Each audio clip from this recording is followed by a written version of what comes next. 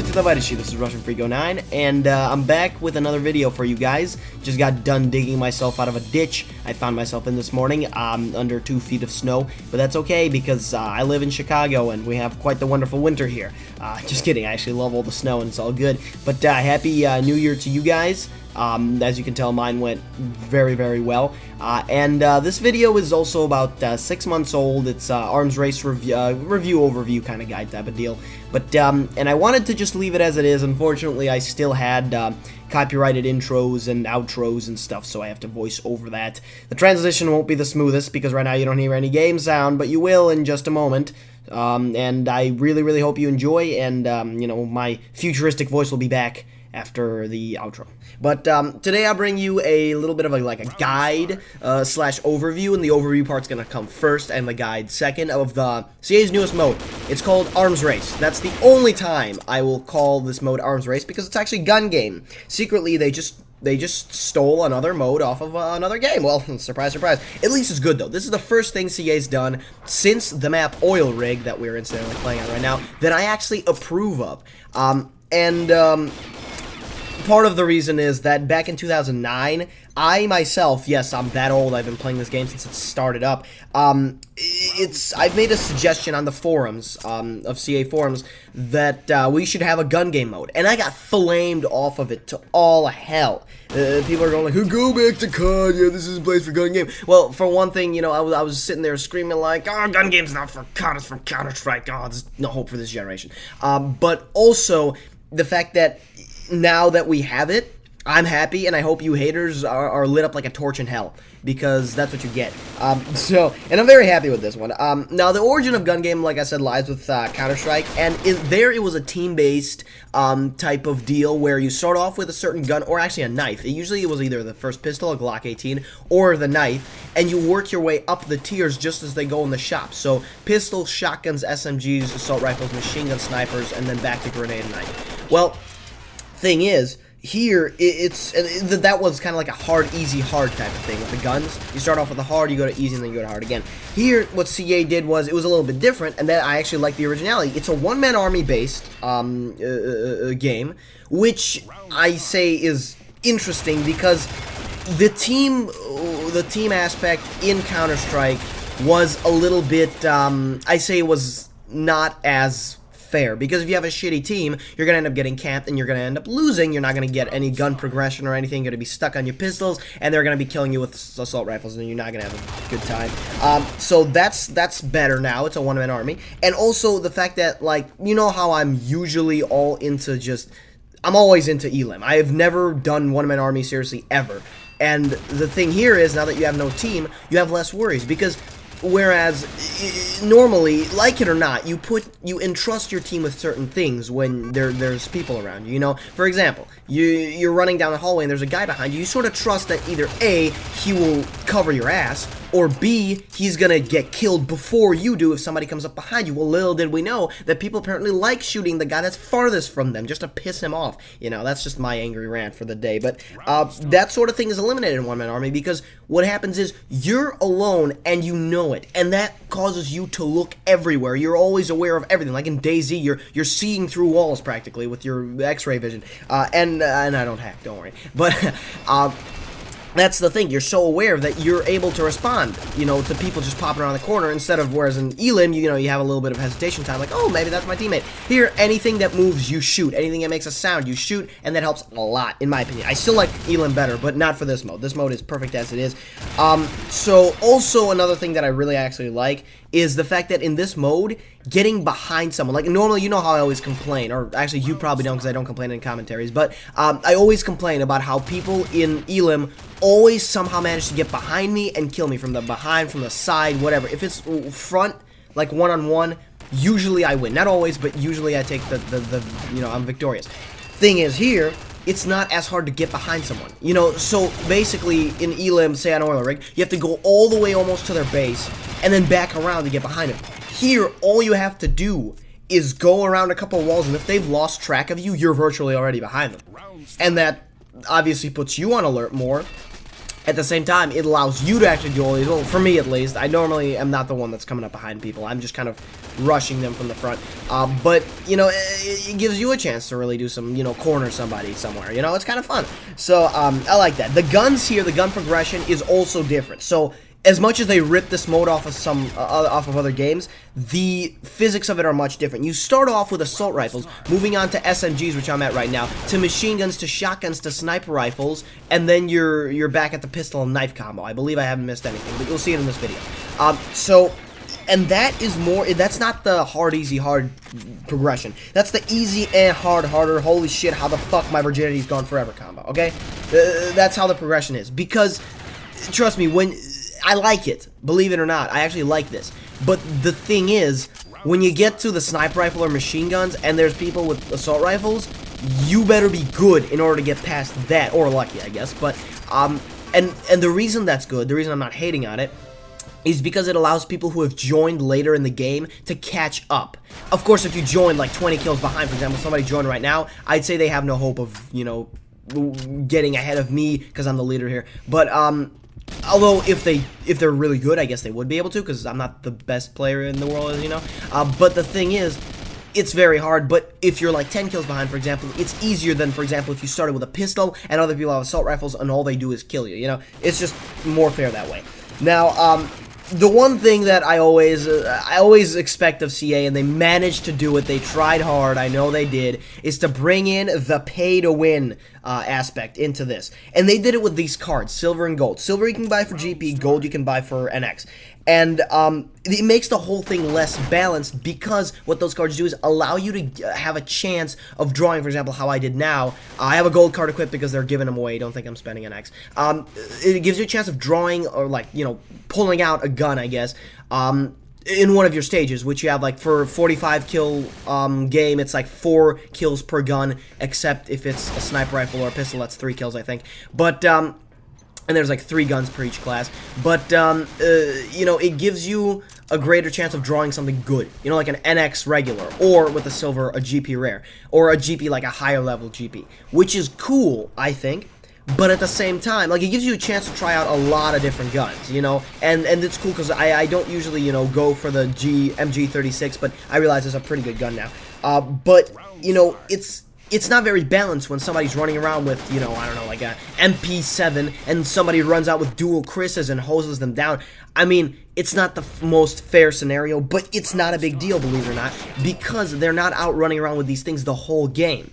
They have them for 4 kills, and then they move on to the next gun, and odds are that gun's gonna be the same one you have. So here's what I was like, who the fuck killed him? What the fuck? Yeah. So, but that, I think, is, of course, CA trying to make money, obviously, because you can't really bring NX guns in here. Although I think there's a chance of you drawing a gun that you have equipped right now, which is weird, because I mean, I always draw the Rec 7, which I have equipped as my primary right now. I don't know if it's in the standard sequence of guns, though. I have no idea, but, you know.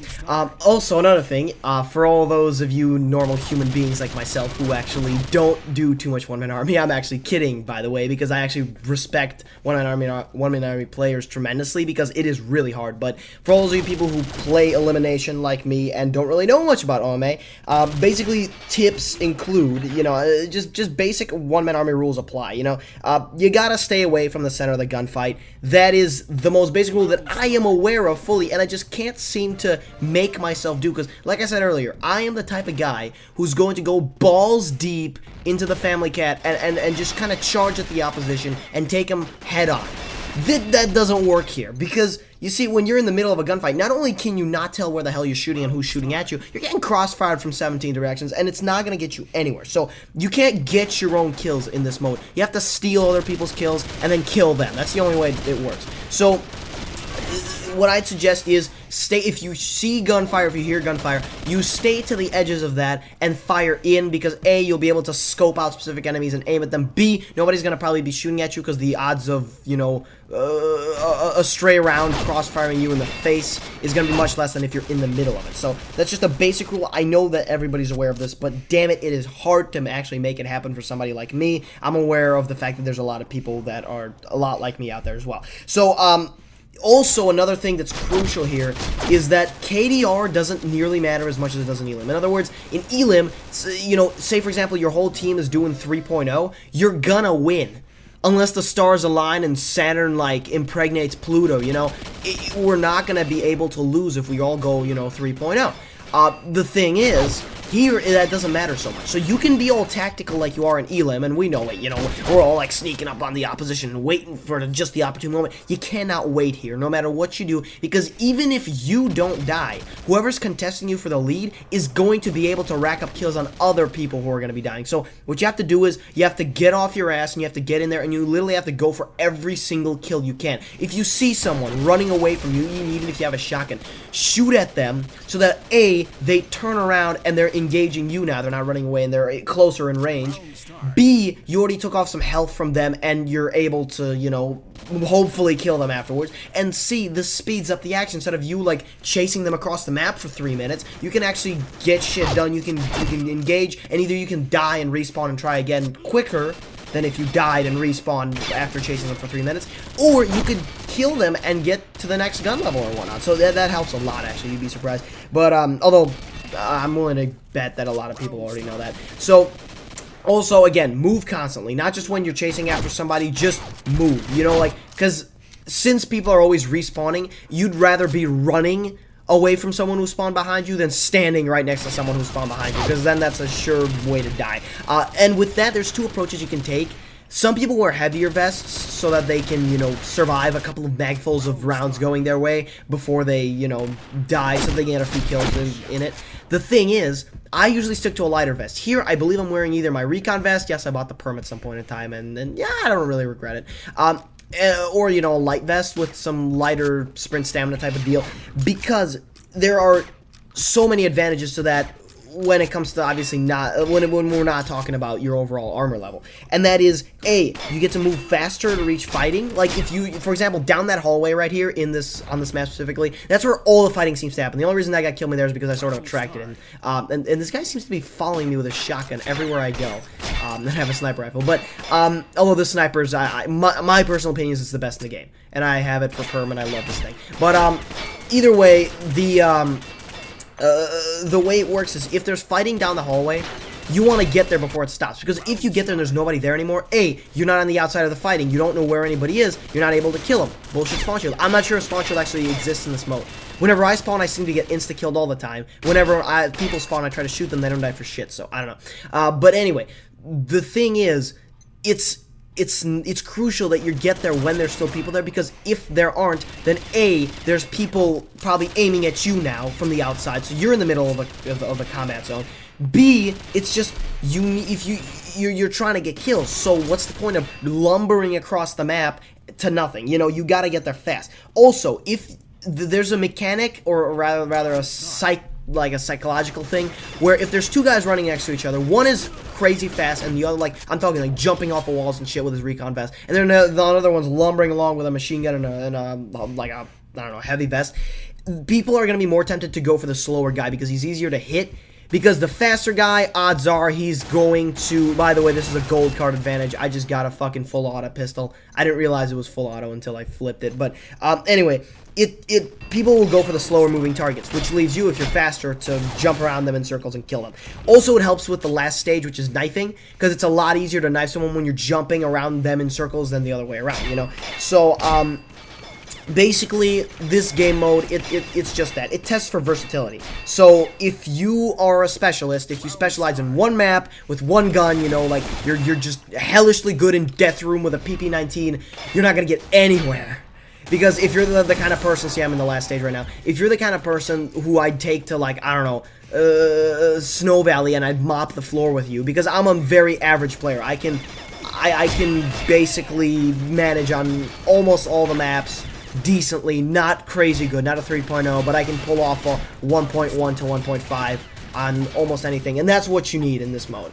You need to be able to do many guns, so practice with weapons you're bad with. If you're bad with a shotgun, get yourself an R870. Don't get yourself an M4 Super 9 or something. Get yourself the harder of the guns. You know, if you're bad with machine guns, get yourself an M60, and literally run down the middle of Junk League, go get to the chopper in a regular Elim game, and you'll be surprised how much better you're gonna get. You're gonna get better at the game in general, you know? So also it helps to know the map and the shortcuts it offers. This map I'm pretty much like a regular player, so I always kind of go and I know my parkour around this map. And when you're on the knife stage like I am right now, I basically look for snipers. There aren't a lot in here, but usually when you're at the knife and you're in the lead, there's going to be someone with a sniper, and it helps a lot knifing them. That's basically the main tip. So here I'm just kind of, it takes a little while, especially when you're like me. Knifing is the one thing I do worst.